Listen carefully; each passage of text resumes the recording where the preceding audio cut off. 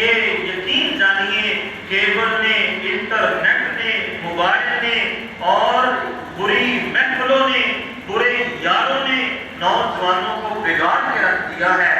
حضرت محمد مصطفیٰ صلی اللہ علیہ وآلہ وسلم نے جوانی کے متعلق احادیث بڑی کمال کی بیان فرمائی ہیں۔ آپ علیہ السلام نے بیان فرمایا قیامت کا دن ہوگا۔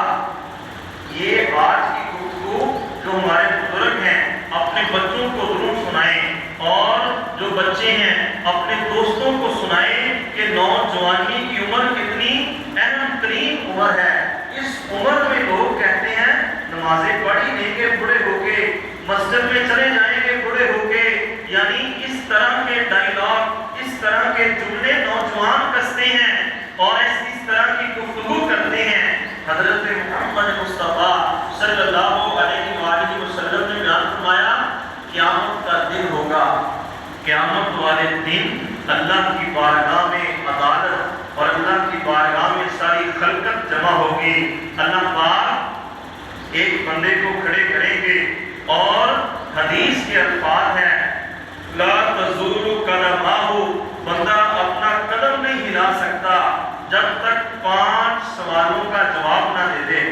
پہلا سوال کیا جائے گا اے انسان ان عمرہ فیما افنا، تجھے میں نے عمر دی تھی 40 سال، 50 سال، 60 سال، جتنی بھی عمر ہماری قسمت میں لکھی ہوئی ہے، اللہ پوچھیں گے تجھے میں نے عمر دی تھی بتا کہاں گزاری۔ پہلا سوال، یہ سوال کا جواب دیے بغیر ہم قدم نہیں ہلا سکتے۔ دوسرا سوال پیارے پیغمبر علیہ السلام نے بیان فرمایا اللہ جوانی کے بارے میں پوچھیں گے۔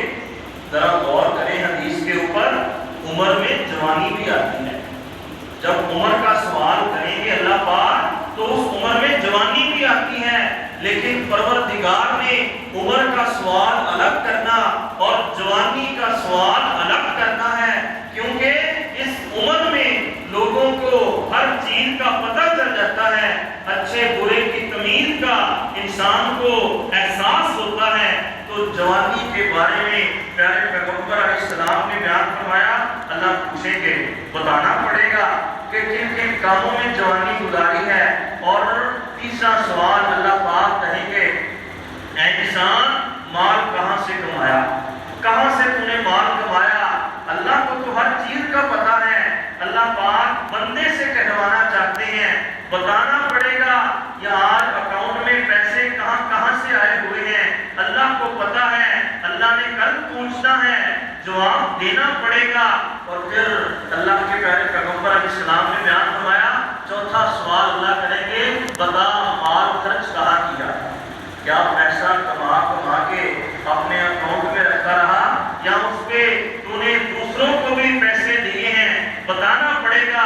اور آخری سوال پیارے پیغمبر علیہ السلام نے فرمایا اللہ پوچھیں گے اے انسان بتا تجھے علم دیا تھا، میں نے علم دیا تھا، کیا علم کے اوپر تو نے عمل کیا یا نہیں کیا؟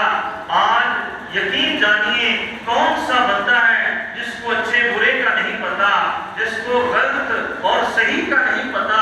اتنا بنیادی علم ہر مسلمان کے پاس ہے، علم کے مطابق عمل اللہ پاک ہم سے پوچھیں گے۔ ان 5 سوالات کے بارے میں 5 جمعے بنتے ہیں، ہر سوال کا ایک جمعہ۔